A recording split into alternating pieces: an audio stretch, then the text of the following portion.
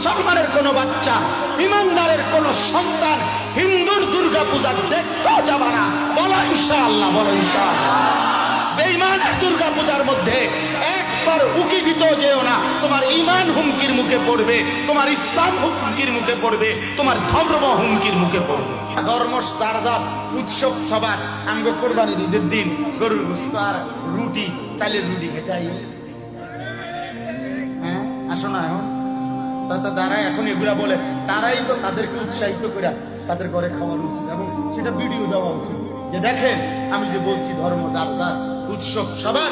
অতএব আজকের এই ঈদুল আজহার কোরবানির দিনে আমি 30 জন হিন্দুকে আপনাদের আশীর্বাদে আমি নিজে বসে থেকে গরুর গোশত ও রুটি খাইয়েছি।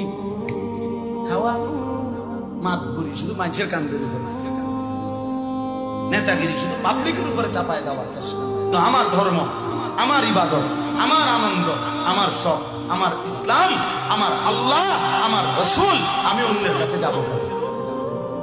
কেন যাব? বলেন যাব না ইনশাআল্লাহ। বলেন ইনশাআল্লাহ, সবাই বলেন ইনশাআল্লাহ।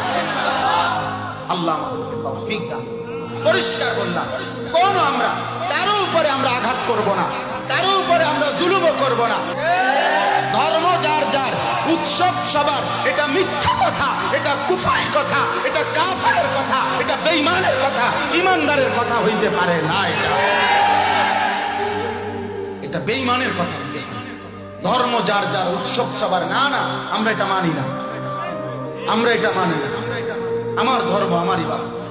আমাদের ধর্মে কোনো আলাদা উৎসব নেই। রমজানের ঈদ এটা উৎসব, তাইলে আমরা 2 রাকাত নামাজ পড়ি কেন আলাদা?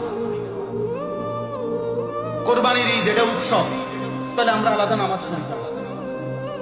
আলাদা নামাজ পড়া এটা উৎসব, কোরবানির দিনে পশু জবাই করা এটা উৎসব, এটা ইবাদত। বলেন না কেন? মুমিনের হাসি ও ইবাদত, মুমিনের কান্না ও ইবাদত।